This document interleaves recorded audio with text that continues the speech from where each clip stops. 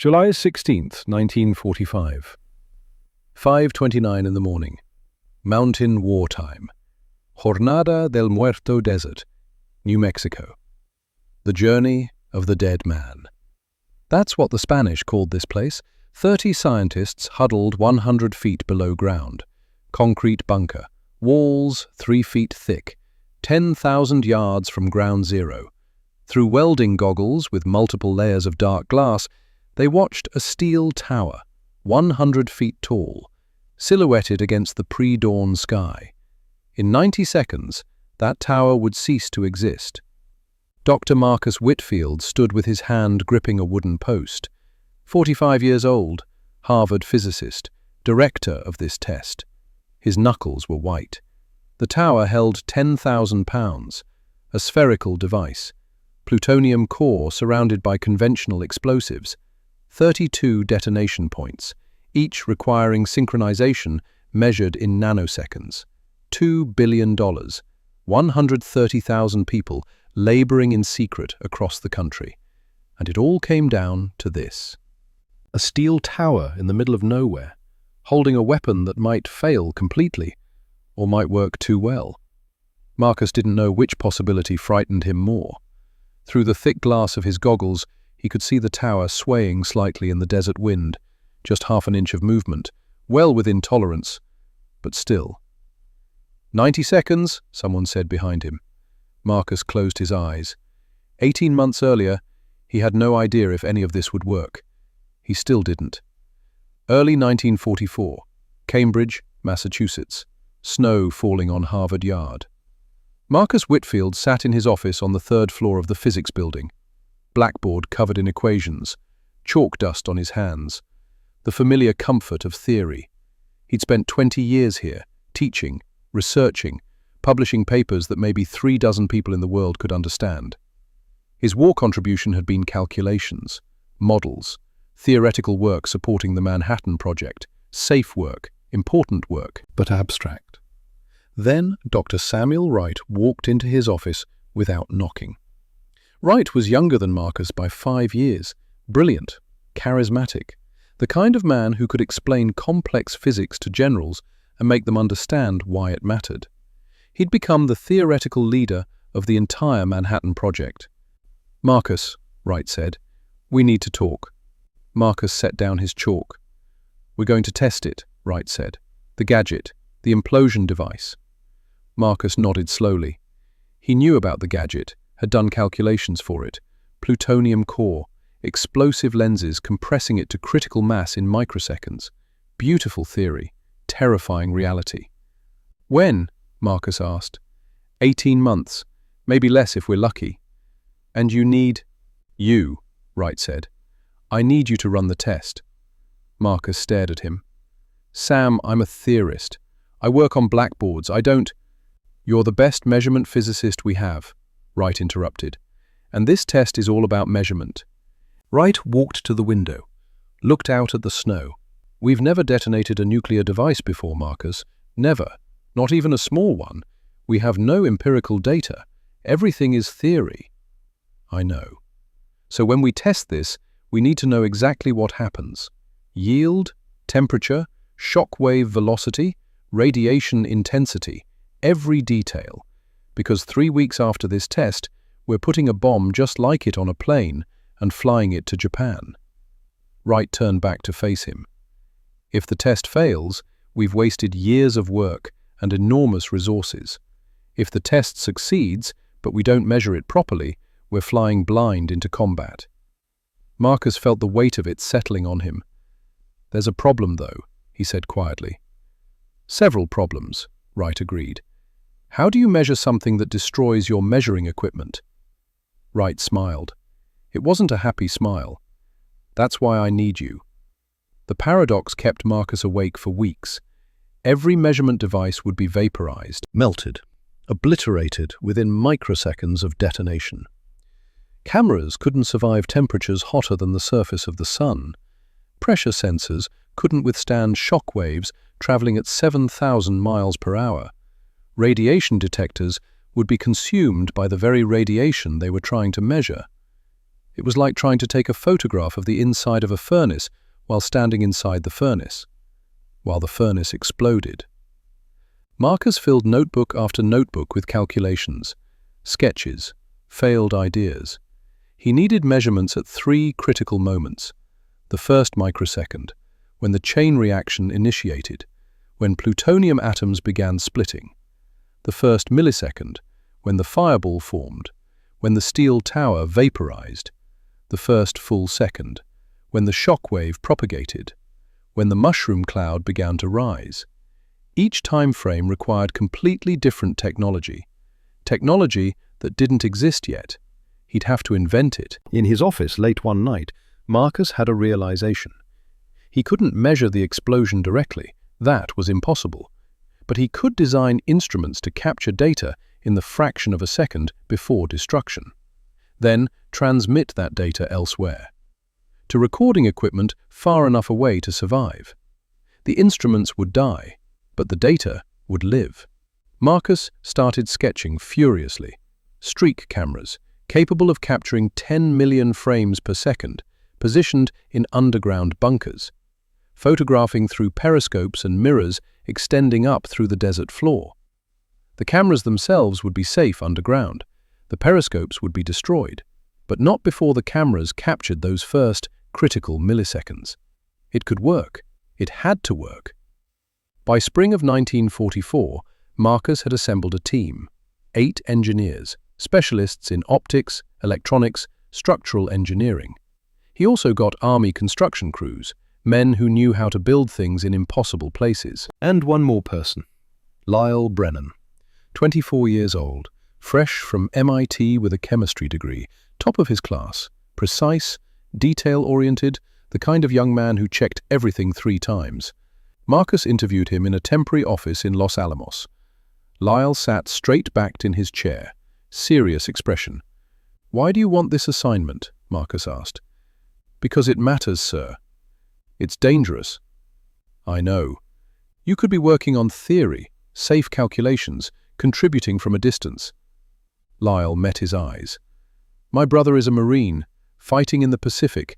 Every day this war continues, men like him are dying." He paused. "If I can help end it even one day sooner, I'll take any risk necessary." Marcus hired him on the spot. The location was chosen by summer, Jornada del Muerto Desert in southern New Mexico. Flat, remote, already government land from a bombing range. The Army designated a point on their maps, called it Ground Zero. First time that term was ever used. Marcus stood on that spot in August 1944. Nothing but sand and scrub brush stretching to the mountains. Heat shimmering off the desert floor. 110 degrees in the shade. Except there was no shade. He'd have to build the tower here.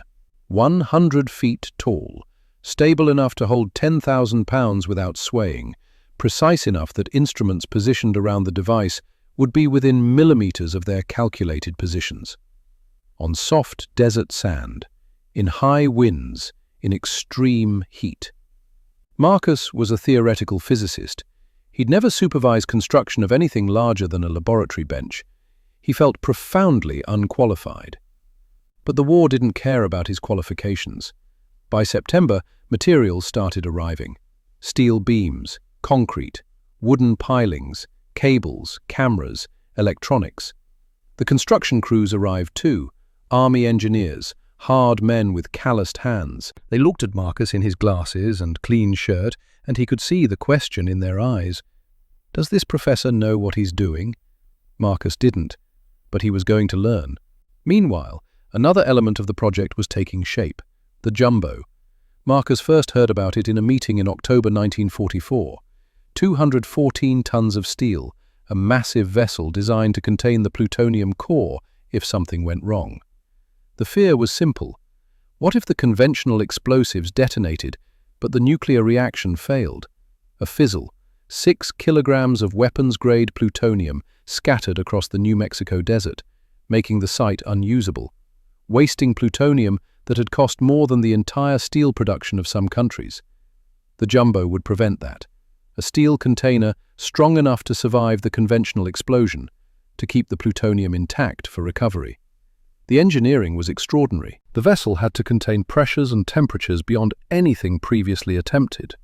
It took 6 months to build, $12 million. Transporting it from the factory to New Mexico required reinforcing bridges across 3 states. The weight was so extreme that standard roads couldn't handle it. Marcus watched it arrive in April 1945, hauled on a massive custom trailer. Dozens of men swarming around it. Dr. Wright stood next to him. "Impressive, isn't it?" Wright said. "Impressive and expensive," Marcus replied. Wright smiled. "We won't need it." Marcus looked at him. "The implosion design will work," Wright continued. "I'm confident." "We've never tested it." "I know, but the calculations are solid. The engineering is sound." Wright gestured at the jumbo. "That's an insurance policy we won't have to cash." Marcus wasn't so sure, but Wright made the decision. "Don't use the jumbo for containment. Instead, suspend it 800 yards from the tower. Use it as a test structure. See what survives at that distance." The confidence was either inspiring or terrifying. Marcus still wasn't sure which. By late May 1945, construction began in earnest. The tower foundation came first, wooden pilings, 20 of them, driven 20 feet into the desert floor through the soft sand until they hit harder substrate. The construction foreman was a man named Frank, 50-something, from Oklahoma. 3 decades of building bridges and buildings and things that had to stand up under stress. He didn't say much, but when he spoke, his crew listened. Marcus watched them work, the repetitive hammer of the pile driver, the precision of the measurements, 20 pilings positioned in an exact circle, spacing calculated to support 32 tons of tower and device. It was brutally hot. The men worked in shifts, drinking water constantly, pouring concrete at night when temperatures dropped below 100 degrees. The foundation had to be absolutely level. Any tilt would affect the symmetry of the instrument placement. Frank used surveying equipment borrowed from Texas oil drilling operations, precision instruments designed to map underground formations. He achieved levelness within 1/8 of an inch across the entire base. Marcus checked the measurements himself. Frank was right. Roy Henderson supervised the electrical work, 38 years old, from West Virginia. Coal miner for 15 years before the Army trained him as an electrician. He'd wired explosives 2,000 feet underground in darkness, worked with questionable electrical systems where one mistake meant men died. Marcus watched him work. Methodical, triple-checking every connection, every circuit. "You always this careful?" Marcus asked. Roy looked up from a cable junction. "In the mines, Doc, careful keeps you alive. Careless gets you buried." He went back to his work. "Same principle applies here, just the stakes are bigger." The tower itself went up in early June. Prefabricated steel, reinforced at every joint, doubled support cables. Standard towers were designed to flex in wind. This tower needed to be rigid, stable. Any vibration could affect the delicate instruments. By the end of June, the tower stood complete, 100 feet of steel reaching into the desert sky, the tallest structure for 50 miles. At the top, a platform, 10 feet by 10 feet, exactly, not arbitrary, calculated, just enough room for the device, the instruments, and the men who would assemble it. Marcus climbed the tower for the first time on July 1st. Steel ladder, rung by rung, his legs shaking by the time he reached the top. The view was extraordinary. Desert stretching in every direction, mountains on the horizon, the sky impossibly big. The wind was stronger up here, constant. The platform swayed just slightly under his feet, half an inch of movement, within tolerance. But standing on it, 100 feet in the air, that tolerance felt terrifyingly narrow. At the bottom, Frank was waiting. "What do you think, Doc?" Marcus looked up at the tower, 100 feet of steel reaching into the sky. "It's remarkable work, Frank." Frank nodded, squinted up at the platform. "Built 63 bridges in 30 years, he said. "Never built anything like this before." "Will it hold?" "It'll hold. Question is, you sure you want it to?" Marcus understood. The tower would hold the device steady, perform its function perfectly, then cease to exist. Yes, Marcus said. I'm sure. Frank spat in the dirt. All right then. We built it right.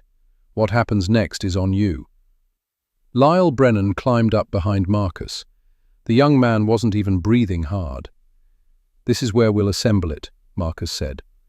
Lyle nodded, looked around, taking it all in. They're building a shack, he said, right here on the platform, 12 by 12 feet, canvas walls. Air conditioning.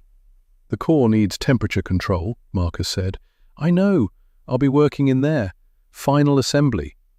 Marcus looked at him, 24 years old, bright future ahead of him, and he'd volunteered for this. You'll be making 300 trips up and down this ladder, Marcus said, over the next 2 weeks. Yes, sir.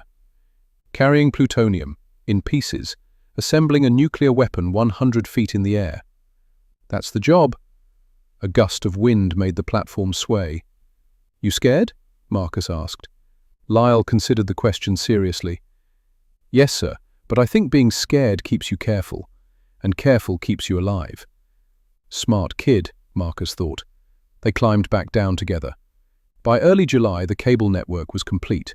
Trenches radiating out from the tower base like spokes on a wheel. 3 feet deep, concrete-lined, hundreds of cables running through them, from the device to measurement stations positioned across the desert. 800 yards, 1,500 yards, 1 mile, 5 miles, 10 miles. Each station had cameras, pressure sensors, radiation detectors, all connected back to the tower through those buried cables. The cables themselves were specially shielded, protected against electrical interference, against the electromagnetic pulse that theory predicted would accompany the blast. No one had ever dealt with an electromagnetic pulse from a nuclear explosion before. The engineers were guessing. They overbuilt the shielding by a factor of 10 just to be safe. Marcus walked along one of the trenches with Roy.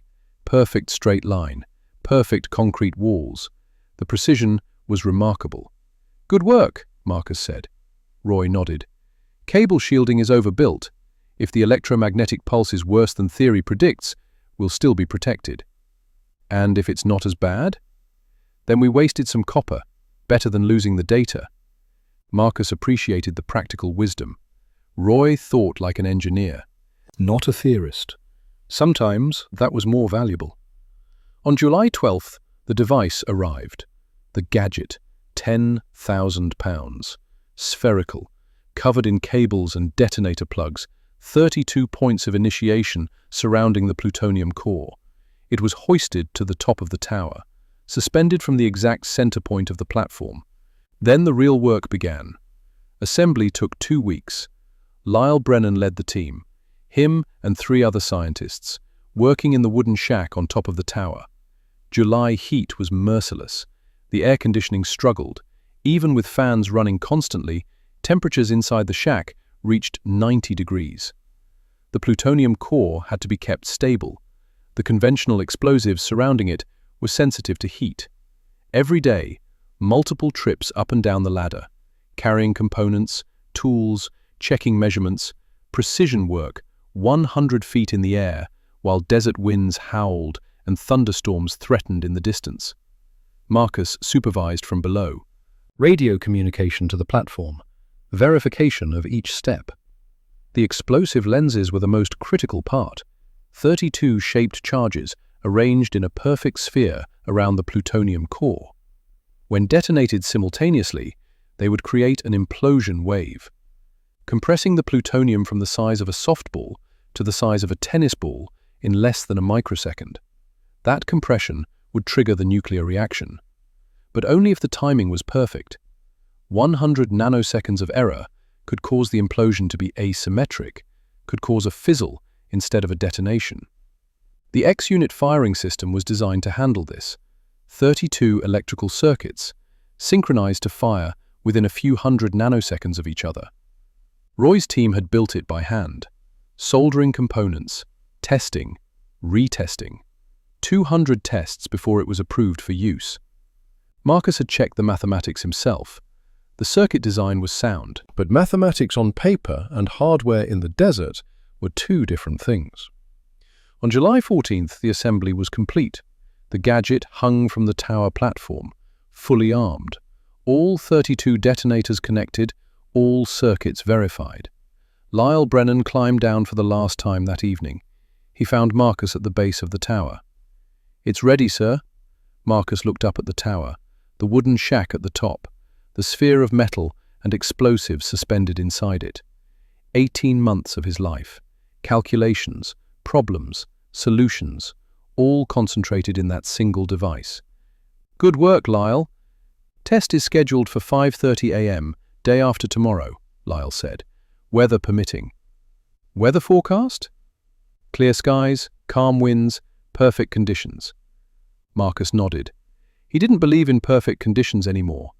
Not after 18 months of problems and setbacks and near failures.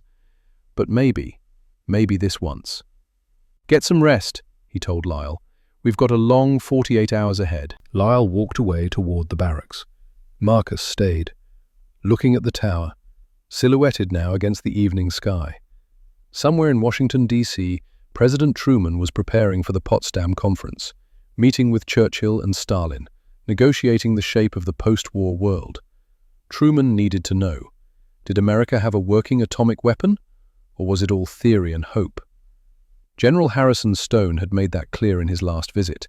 Direct orders from the president. Test by July 20th, before Potsdam concludes. The timeline was tight, but they'd made it. The tower stood ready. The device was armed. The measurement systems were in place. All they needed now was good weather and good luck. Marcus touched one of the steel support beams, still warm from the day's heat. "Don't fail me," he whispered to it. The tower didn't answer. The wind picked up, coming from the west, carrying the smell of distant rain. Marcus looked at the horizon. Storm clouds building over the mountains. That wasn't in the forecast. His stomach tightened. 48 hours. Everything could still go wrong. July 15th, 1945.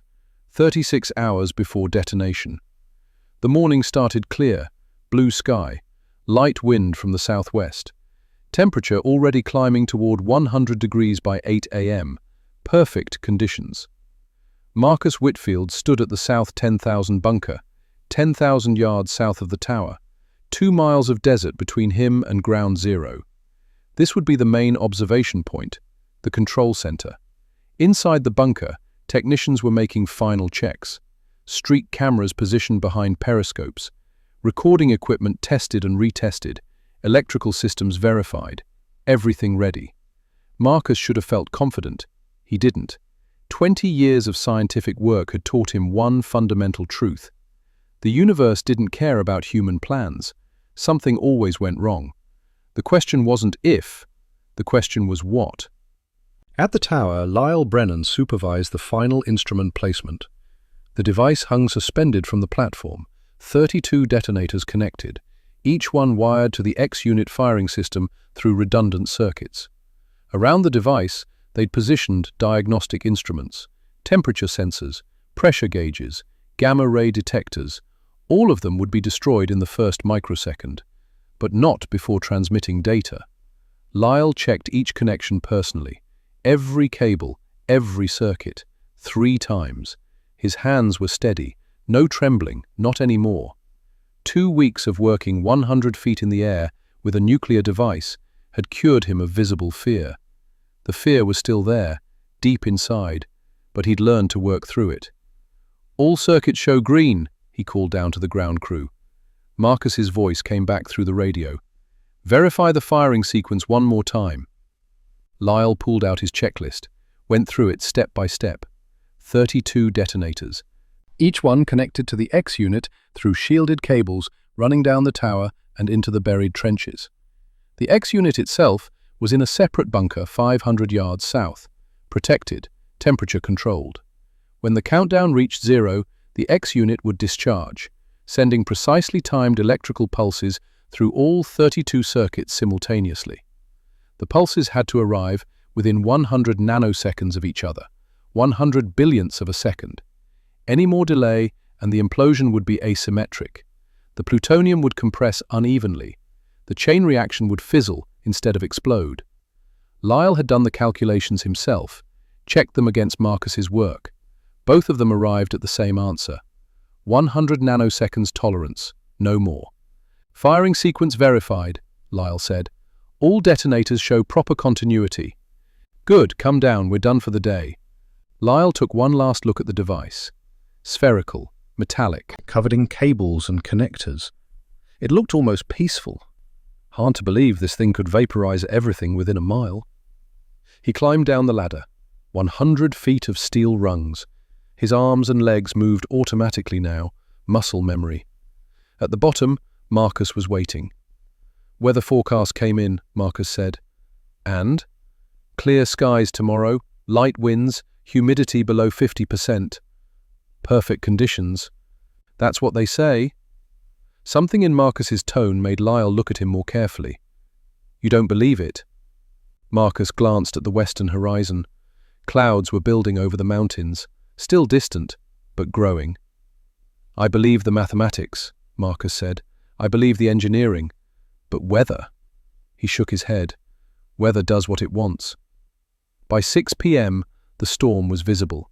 Dark clouds rolling in from the west, lightning flickering inside them, thunder rumbling across the desert. Captain Ryan Mitchell, the weather officer, set up his equipment in the main camp. Barometric pressure readings, wind speed, humidity. He'd predicted clear skies. The storm wasn't supposed to be here. Marcus found him studying teletype reports from weather stations across the southwest. Talk to me, Captain. Mitchell didn't look up from his papers. Low pressure system moved faster than predicted. Coming in from California. Should have stayed north. Didn't. Will it hit us? Already is, sir. As if to punctuate his words, lightning struck a ridge 3 miles away. The crack of thunder followed seconds later. When will it clear? Marcus asked. Mitchell studied his charts. Best guess? 4, maybe 5 a.m.? Then we'll have a window. Maybe an hour before the next system moves in. Maybe? Weather's not mathematics, Dr. Whitfield. It's chaos with patterns. I can see the patterns, but chaos does what it wants. Marcus looked out at the approaching storm. Rain was already falling in grey sheets across the desert. The tower stood alone against the darkening sky. 100 feet of steel. The tallest structure for 50 miles. A perfect lightning rod. Oh God, Marcus whispered. He ran to find General Harrison Stone. The general was in the command tent, reviewing schedules with his staff. He looked up as Marcus burst in. We have a problem, Marcus said. The storm. I know, Mitchell briefed me. It's not just the storm, it's the tower. Stone frowned. The tower's solid. Frank's crew built it to withstand. It's a lightning rod, Marcus interrupted. 100 feet of steel, the tallest thing for miles. If lightning strikes it while the device is armed... He didn't need to finish. Stone's expression went flat. The detonators. Electrical detonators. A direct lightning strike could trigger them. Premature detonation of the conventional explosives, which would scatter plutonium across half of New Mexico. No nuclear explosion, just radioactive contamination. Site unusable. All our measurements worthless. Stone was quiet for a moment. Can we postpone? Potsdam, Marcus said. You told me yourself. President needs to know before... I know what I said. Can we postpone? Marcus thought about it. The device was armed, fully assembled. Taking it apart would take days. Reassembly would take more days. Testing everything again. And they'd still have the same problem next time weather threatened. We need to ground the tower, Marcus said. Tonight. We didn't build grounding into the design. I know. Weather forecast said clear skies. We didn't think we'd need it. Can it be done? In time? Marcus didn't know, but he said yes anyway, because there was no other choice. By 9 p.m., the rain had started. Not heavy yet, just scattered drops. But the lightning was getting closer. Marcus assembled every electrician on the base, 15 men. Army engineers who'd wired the cables and the firing circuits and all the delicate electronics. Roy Henderson stood at the front, the natural leader. They gathered in a work tent, Rain drumming on the canvas roof. Marcus explained the problem. "We need to ground the tower. Copper stakes driven deep, cables connecting tower to ground, has to disperse lightning charge safely." Roy raised his hand. "Sir, if we ground the tower, we might drain charge from the firing circuits. The X unit needs precise voltage. Grounding could bleed it off." Marcus had already thought of that. "Isolation transformers," he said, "between the tower ground and the firing circuit ground. Keeps them separate." "We don't have isolation transformers." "We'll build them. You've got 8 hours." Roy stared at him. "Sir, with respect, we've never built this configuration, never tested it." "I know. We could kill the firing circuits entirely, make the whole test impossible." "I know that too." Lightning struck close. The crack was immediate, maybe half a mile away. The lights in the tent flickered. "We test it when?" Roy asked. 3 a.m. That gives us 2.5 hours before the detonation window." "And if the test fails?" Marcus met his eyes. "Then we've got 2.5 hours to fix it." Roy looked at his crew, tired men. They'd been working for weeks straight, long days in brutal heat, now an all-nighter, in a thunderstorm, working with live electrical systems. "All right," Roy said, "we'll do it." The work was brutal. Copper stakes had to be driven 20 feet deep, 4 of them, positioned around the tower base. The ground was softer from the rain. That helped, but the lightning made every moment terrifying. Men worked in rubber boots, rubber gloves. Every time lightning struck nearby, they'd stop, wait, then continue. Grounding cables had to be run from each stake to the tower structure, heavy-gauge copper, firmly attached, but not so firmly that it would interfere with the tower's structural integrity. Marcus watched from a safe distance, unable to help. His expertise was theory, not field work. These men knew what they were doing. At midnight, the grounding system was complete. Now came the harder part, the isolation transformers. Roy and 2 specialists worked in a small bunker, protected from the rain, surrounded by electrical components. They had to hand-wire transformers that would allow lightning charge to flow into the ground while keeping the firing circuits isolated and functional. The mathematics was Marcus's domain. He provided calculations, voltage requirements, inductance values. Roy translated those into physical components, wire gauges, core sizes, winding patterns. 2 a.m. Still not done. The rain was heavier now, thunder constant, lightning striking every few minutes. Marcus paced outside the bunker, smoking cigarettes he'd bummed from a private. He didn't usually smoke, but tonight was different. Inside the bunker, Roy's hands moved steadily, soldering connections, testing with a multimeter, adjusting, testing again. 3 a.m. Roy emerged, holding a device the size of a car battery, covered in wires. "Best I can do, sir." "Will it work?" "Only one way to find out." They installed it, connected the tower grounding system to one side, the firing circuits to the other. Then Roy brought up a high-voltage generator, military surplus, designed for testing electrical systems. "This simulates a lightning strike," he said. "Not as powerful as the real thing, but close enough." He looked at Marcus. "If this works, the grounding system disperses the charge.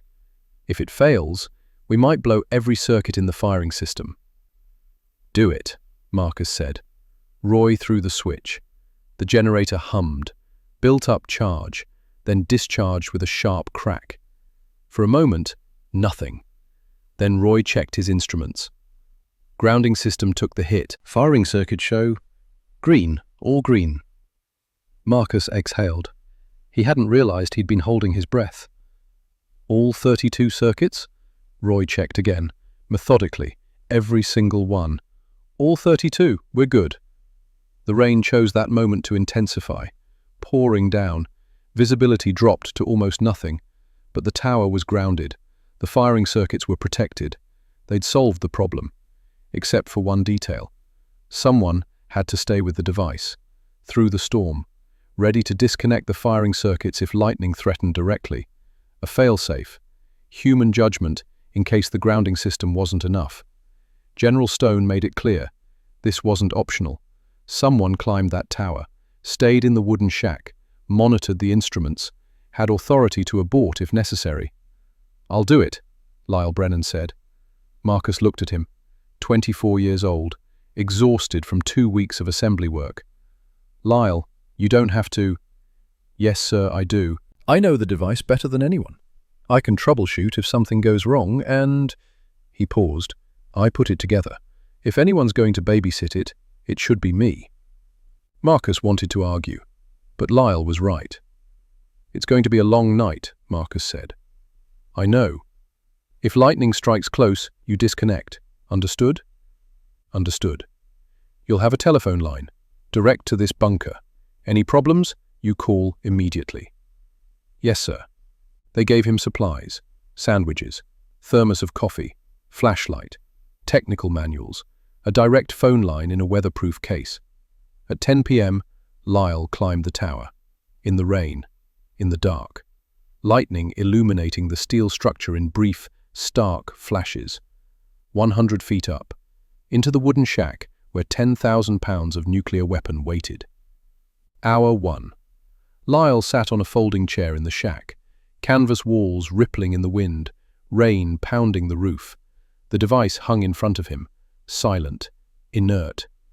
But not really inert. The plutonium core was radioactive, always emitting particles, always dangerous. He brought a radiation detector, set it on the workbench. The clicking was steady. Background radiation. Normal levels. Thunder rolled constantly. Lightning strikes were getting closer. He counted them, 24 in the first hour. The telephone rang. Marcus's voice. "Status. All systems nominal. Device temperature stable. No electrical anomalies." "Good. Call if anything changes." "Will do." Hour 2. Midnight.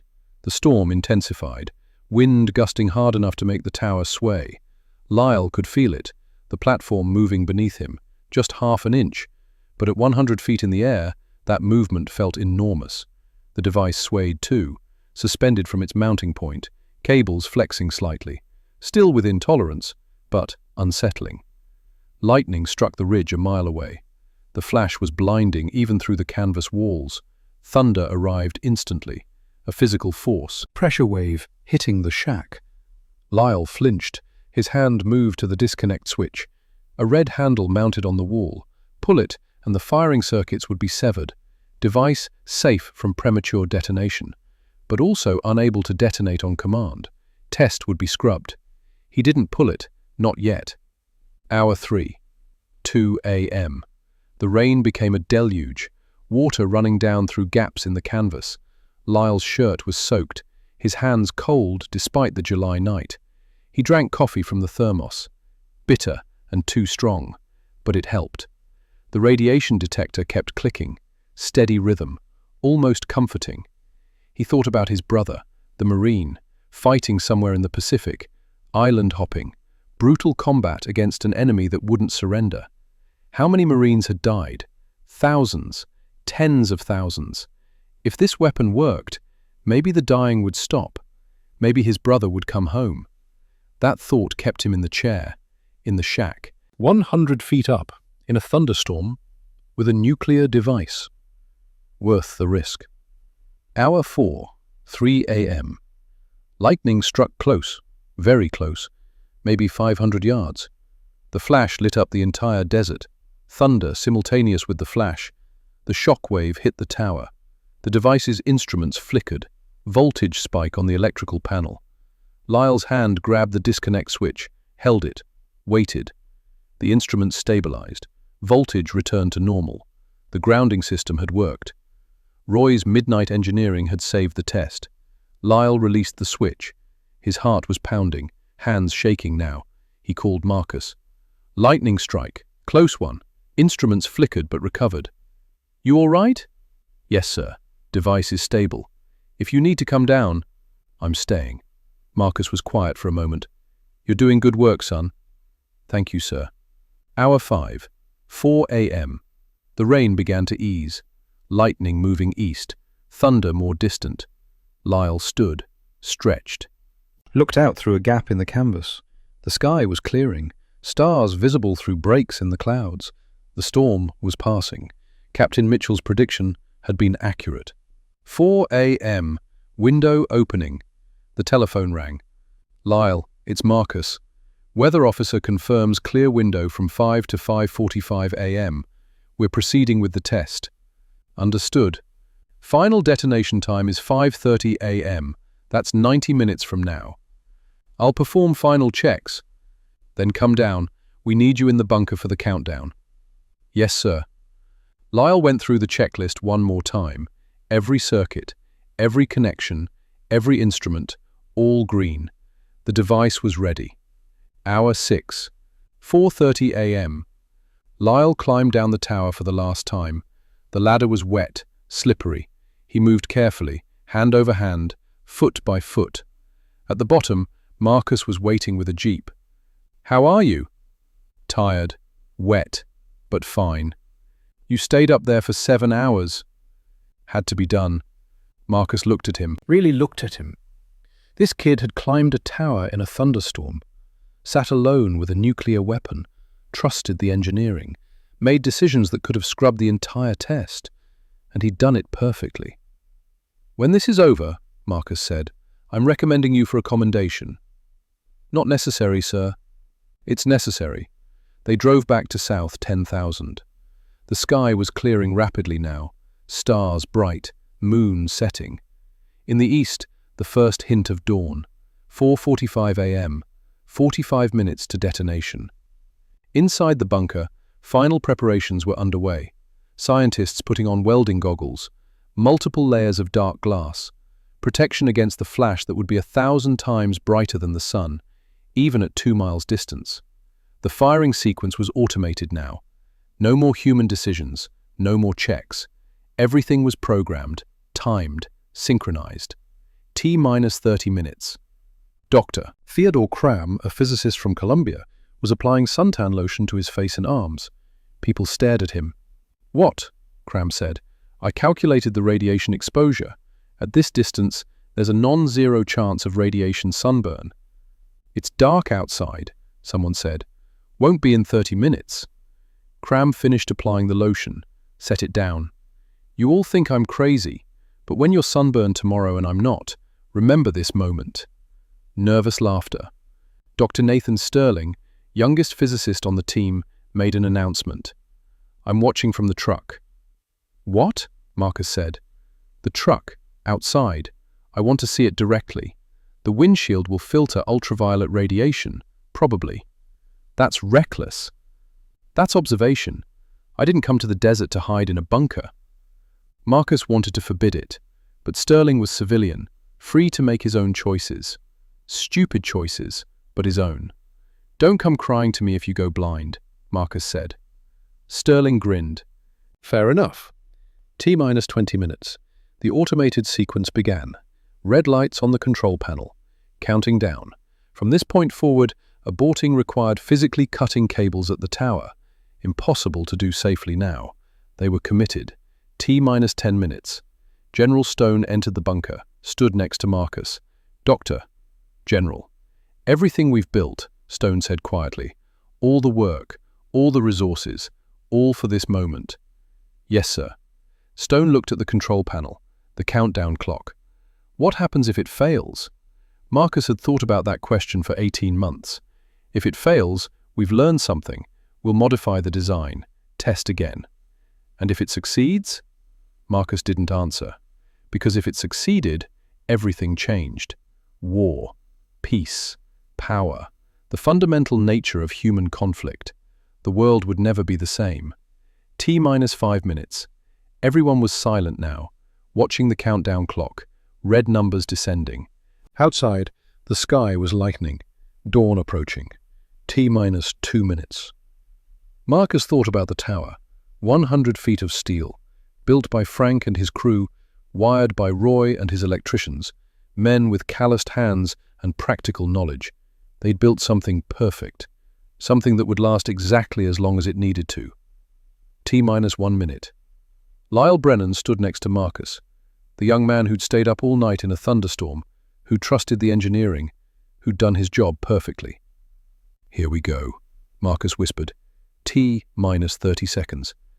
Someone started counting aloud. Others joined in. 20, 19, 18. 18 months of Marcus's life. Calculations, problems, solutions, failures narrowly avoided, all converging on this moment. 10, 9, 8. The tower standing alone in the desert, holding 10,000 pounds, waiting. 5, 4, 3. Marcus gripped the wooden post. 2, 1. The world held its breath. 0. 5:29 and 45 seconds. Mountain war time. The X unit fired. An electrical pulse travelled through buried cables at nearly the speed of light, from the firing bunker to the tower, through 3 feet of earth, through concrete conduits, through specially shielded wiring. 2 miles in a fraction of a heartbeat. 32 detonators received the signal, within 100 nanoseconds of each other, perfectly synchronized. In the bunker, Marcus Whitfield saw nothing. The welding goggles were too dark. Everything was black through the multiple layers of protective glass. But he felt it. A pressure. A presence. Like the air itself changed. Then light. Not ordinary light. Light that existed beyond description, beyond experience, beyond anything natural to Earth. White. Pure white. Brighter than 1,000 suns concentrated into a single point. Even through the welding goggles, even with his eyes closed, even facing away from the blast, Marcus saw it. Saw it through his eyelids, through bone, through everything. The light of creation, or destruction, or both. Microsecond 0. The 32 explosive lenses detonated simultaneously. Not an explosion outward, an explosion inward. Implosion. Each lens was a shaped charge, designed to focus the blast wave toward the center, toward the plutonium sphere suspended in the middle. 32 shock waves converged, traveling inward at more than 1 mile per second. The mathematics of it was beautiful. Marcus had spent months calculating the precise angles, the exact timing, the perfect symmetry required. Now those calculations became reality. The shock waves met at the plutonium core, compressed it. Microsecond 1. The plutonium sphere shrank, from the size of a softball to the size of a tennis ball. Volume decreased. Density increased by a factor of 2.5. The atoms were packed together so tightly that neutrons could no longer escape. They collided with neighboring atoms instead. The first neutron split a plutonium atom, released energy, released 2 more neutrons. Those 2 neutrons split 2 more atoms. 2 became 4. The chain reaction began. Microsecond 2. 4 neutrons became 8. 8 became 16. Temperature at the core exceeded 10 million degrees Celsius, hotter than the interior of the sun. The plutonium wanted to blow itself apart, wanted to expand, to escape the compression. But the implosion was still happening, still crushing inward, holding the reaction together, for exactly the amount of time needed. Microsecond 3. 16 collisions became 256. The temperature doubled again. At the base of the tower, the steel support beams began to vaporize. Not melt, vaporize. Solid metal transformed directly into superheated gas. The tower didn't fall, didn't collapse. It simply ceased to exist as a physical structure. Microsecond 4. 256 collisions became 65,536. The reaction entered runaway mode. Nothing could stop it now. The mathematics were inexorable, exponential. The plutonium core began to disassemble itself from internal pressure. But the damage was done. The chain reaction was cascading. Microsecond 5. Over 1 million atoms had fissioned. The energy released equaled 5,000 tons of TNT. But the reaction was still accelerating. The implosion could no longer contain it. The plutonium sphere exploded outward. Microsecond 6. The final cascade. Every remaining atom that could fission did fission. In a single instant. Total yield 22 kilotons. 22,000 tons of TNT equivalent. released in 6 millionths of a second. The concrete foundation liquefied, turned to molten slag. The wooden pilings that Frank's crew had driven 20 feet into the desert floor carbonized, became ash, disappeared. The steel tower was already gone. Now everything else went too. The wooden shack, the air conditioning units, the cables, the instruments, the device itself. All consumed, all transformed into energy and light and heat beyond measure. Millisecond 1/1000th of a second after detonation. The fireball had expanded to 200 feet in diameter. Temperature inside, 2 million degrees Celsius. The shock wave traveled outward at 7,000 miles per hour. Faster than rifle bullets, faster than most explosions. This wasn't wind. This was a wall of compressed air with mass and momentum and destructive power independent of heat or radiation. At the South 10,000 bunker, 2 miles away, there was still silence. Sound traveled slower than light. Marcus stood frozen, eyes still closed behind the goggles, waiting. The light continued, brilliant white fading to orange, to red. Then the sound arrived. Not a sound, a physical force. Crack, like thunder directly overhead, except 1,000 times louder. The concrete bunker shook, the floor vibrated. Dust fell from the ceiling. Someone screamed, cut off immediately, embarrassed. The shockwave passed, continued outward, rolling across the desert like an invisible tsunami. Marcus opened his eyes, pulled off the goggles. Through the bunker's observation slit, he could see it. The fireball, rising, growing, a sphere of incandescent gas climbing into the dawn sky. 2,000 feet in diameter now, still expanding. Orange and red and purple. Colors that shouldn't exist together, colors that hurt to look at. And beneath it, where the tower had stood, nothing. Just empty desert. Marcus felt tears on his face. He'd done it. They'd done it. The theory worked. The engineering worked. Everything worked. Jesus Christ, someone whispered behind him. Marcus turned. General Stone stood there, face pale, eyes wide. "We really did it," Stone said. "Yes. We've become death." Marcus didn't respond, because Stone was right. 2 seconds after detonation, the fireball reached its maximum diameter, 2,000 feet. Then, something extraordinary happened. Hot air rises. That's basic physics. A sphere of gas at 2 million degrees rises very quickly. The fireball became buoyant, lifted off the ground, ascending at 300 feet per second.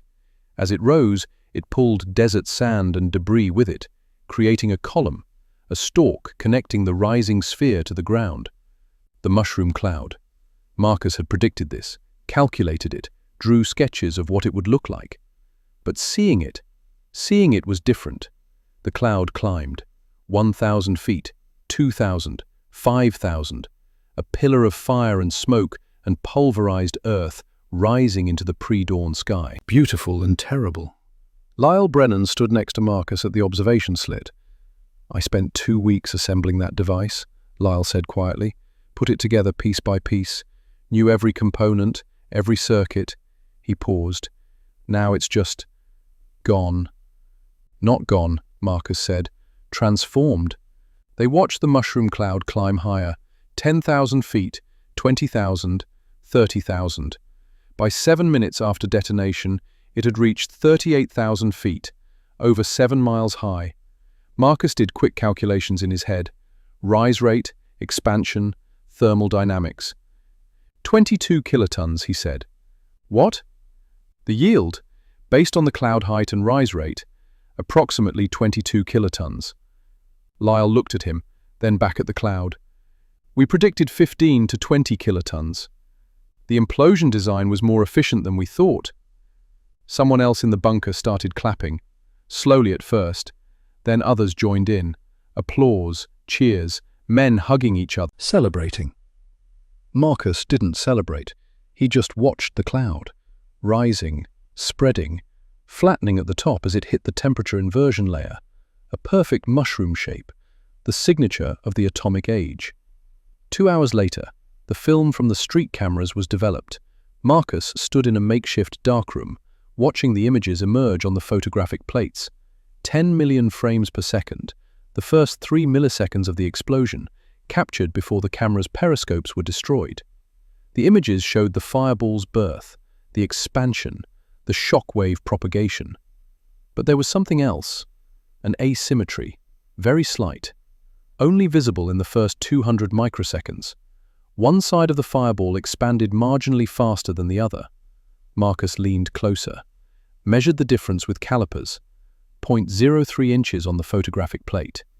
Translated to the actual explosion, about 2 feet of difference in the fireball radius, caused by one of the explosive lenses detonating approximately 100 nanoseconds ahead of the others.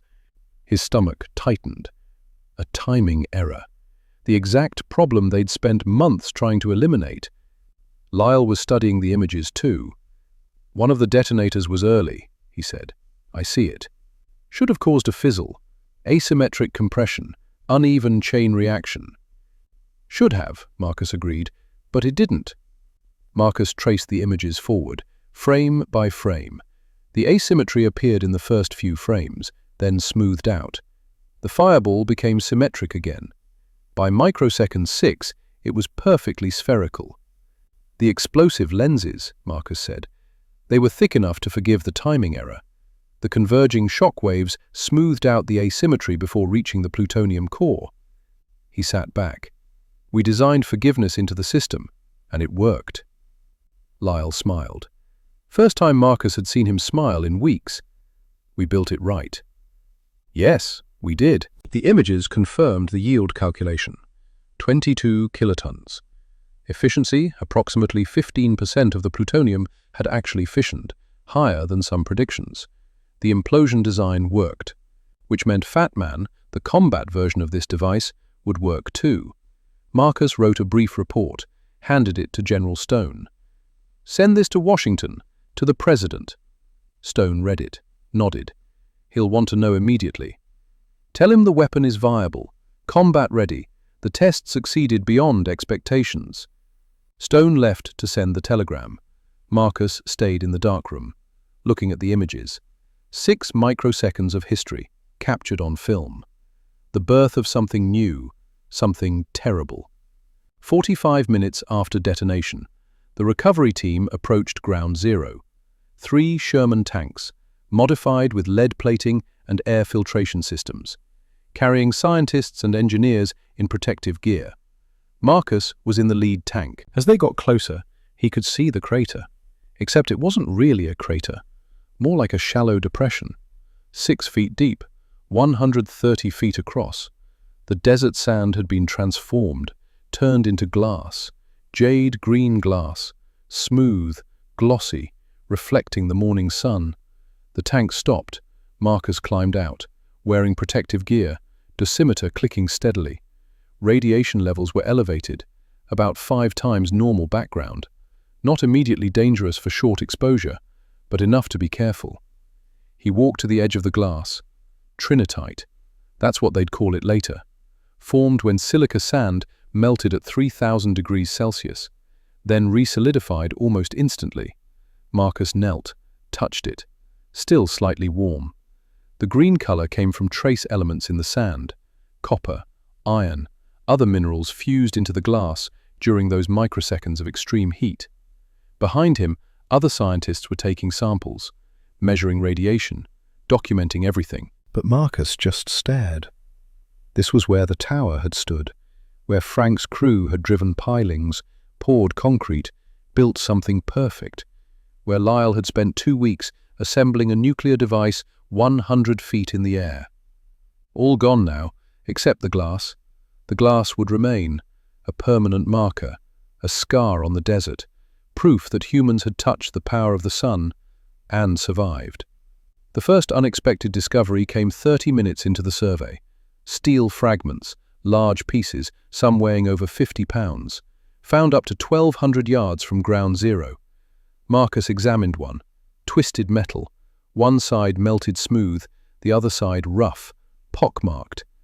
The tower wasn't supposed to leave fragments, one engineer said. I know. We predicted complete vaporization within 500 yards. Marcus turned the steel piece over in his hands. The predictions were based on direct thermal exposure, he said. But the shock wave arrived simultaneously with the heat. He pointed to the smooth side. This side faced the fireball. Flash heated, began to vaporize. Then to the rough side. This side was blown away from the fireball so quickly it didn't have time to completely vaporize. The shock wave saved it by removing it from the heat source. The engineer made notes. Implications for weapon design? Future bombs need to account for fragmentation patterns. Steel doesn't always behave as predicted under these conditions. This data would later influence predictions of urban destruction, of how buildings would fail, what would survive. Practical information bought with the vaporization of one steel tower in the New Mexico desert. The second discovery involved the concrete foundation. It hadn't completely liquefied as predicted. Instead, it had been compressed and fractured into massive chunks. The largest piece weighed over 2 tons, and it was harder than before the explosion. An engineer ran compression tests, calculated the density. The extreme pressure actually increased the concrete's structural integrity, he reported. It's been compressed at the molecular level, denser, stronger. Marcus filed that information away. Decades later, it would contribute to the development of pre-stressed concrete, used in nuclear reactor containment buildings, in structures designed to withstand extreme forces, knowledge born from destruction. The third discovery was the cable trenches, those perfect straight lines radiating from ground zero, 3 feet deep, concrete-lined. The measurement instruments at the ends of these trenches had been destroyed, but instruments at equivalent distances in other directions had survived. Marcus walked along one trench, studied the damage pattern. Then he understood. The trenches acted as gun barrels, he said. The other scientists looked at him. The shock wave traveled down these trenches like a bullet down a rifle barrel, focused, accelerated. The concrete walls channeled the force. He gestured to the destroyed instruments. These received 2 to 3 times the overpressure of instruments at the same distance, but not aligned with a trench. It was an accidental-shaped charge, the same principle used in anti-tank weapons, explosive force focused and directed through geometry. Roy had built those trenches to protect cables. Instead, he'd accidentally created a focusing mechanism. Underground structures near nuclear blasts need to account for this, Marcus said. Linear tunnels can become death traps, channeling shock waves, amplifying them. More data, more lessons, written in destroyed equipment and shattered concrete. 800 yards from ground zero, they found the jumbo, the massive steel container, 214 tons, $12 million, the backup plan they hadn't needed. It had been knocked over, stripped of some exterior plating, but the main vessel was intact, dented, scorched, but intact. General Stone stood next to it, hand on the steel. We were going to use this to contain the plutonium if the test fizzled, he said. Yes. Wright said we wouldn't need it. He was confident the implosion would work. He was right. Stone looked at the jumbo, then back toward ground zero. But this survived, at 800 yards. Yes, which means structures designed properly can survive close to a nuclear blast. Marcus nodded. This data would be studied, analyzed, used to design bunkers during the Cold War, shelters, hardened facilities. The jumbo had served a purpose after all, just not the one originally intended. 4 days after the test, July 20th, Marcus sat in a temporary office, writing his final report. Test successful. Yield 22 kilotons. Efficiency 15%. Implosion design validated. All systems performed within acceptable parameters. Recommend Fat Man weapon cleared for combat deployment. He signed it, dated it, set down his pen. General Stone entered. The President has been briefed. Potsdam Conference is underway. Stalin has been informed that America possesses a weapon of extraordinary power. Marcus said nothing. Fat Man will be loaded on a B-29 next week. Destination, Japan. I know. Stone sat down across from Marcus. You did good work here, Doctor. Historic work. Thank you. History will remember Trinity as the birth of the atomic age. Marcus looked out the window, at the desert, at the distant mountains. Maybe, he said. Or maybe history will remember it as something else. What? The day we proved we could build anything, no matter how terrible, no matter how powerful. If the mathematics work and the engineering is sound, we can make it real. He turned back to Stone. I don't know if that's something to celebrate. Stone stood, walked to the door, paused. My job is winning wars, Doctor. Your job is making sure the weapons work. We both did our jobs. He left. Marcus sat alone. Outside, construction crews were already dismantling the observation bunkers, packing equipment, preparing to leave.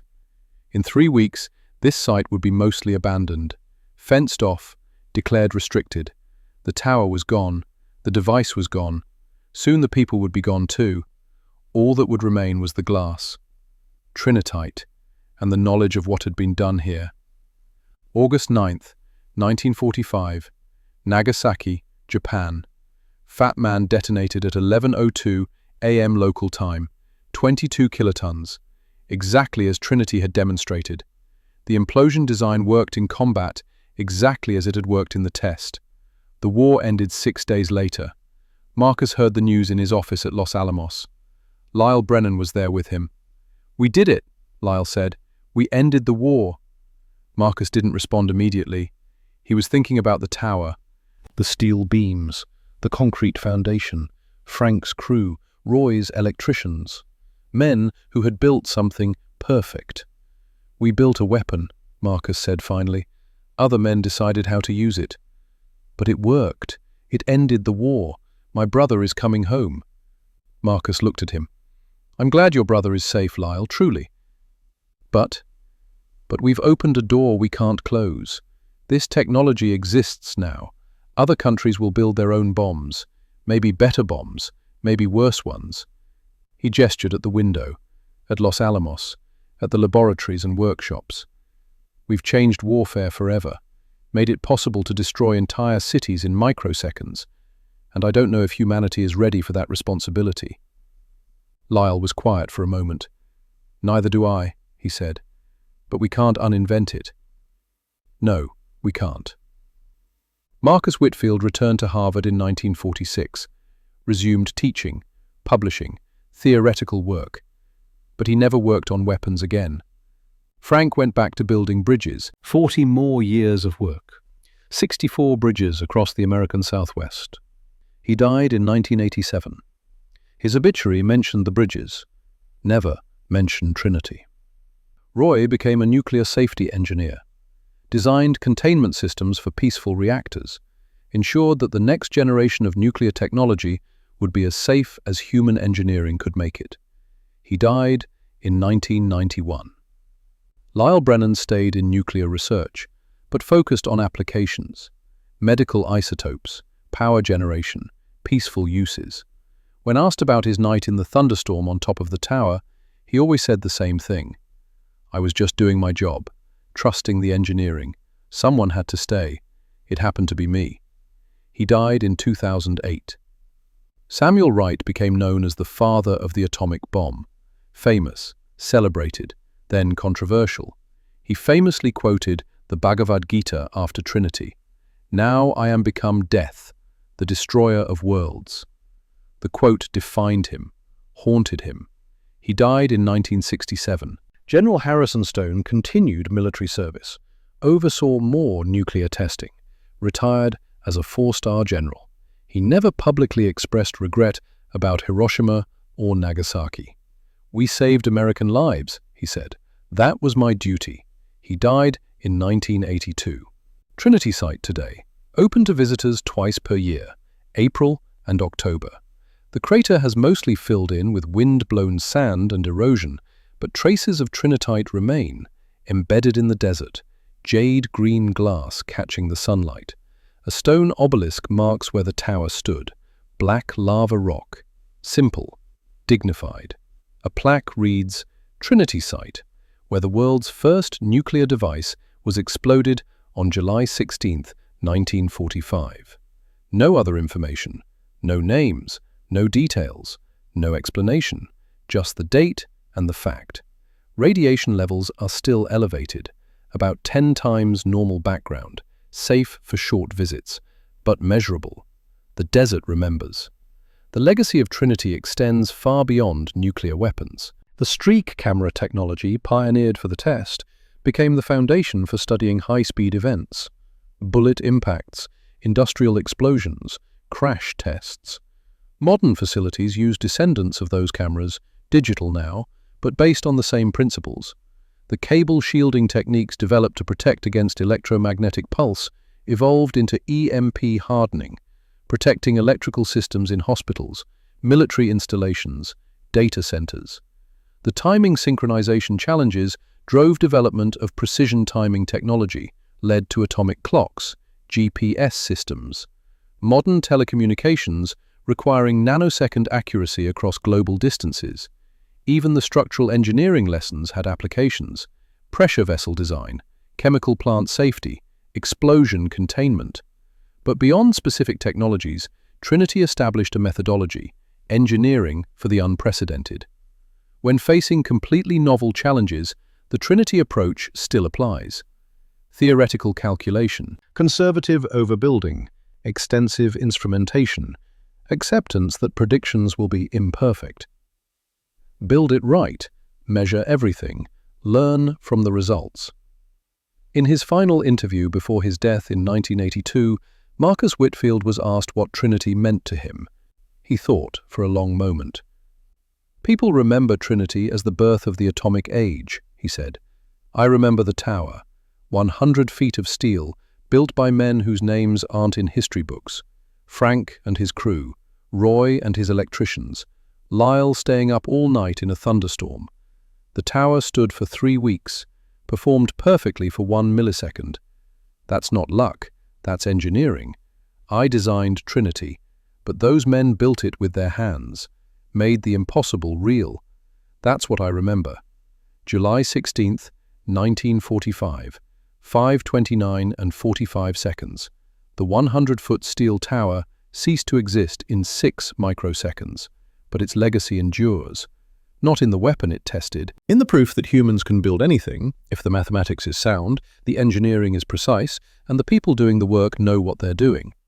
The tower that vanished in 1 millisecond and changed the world forever.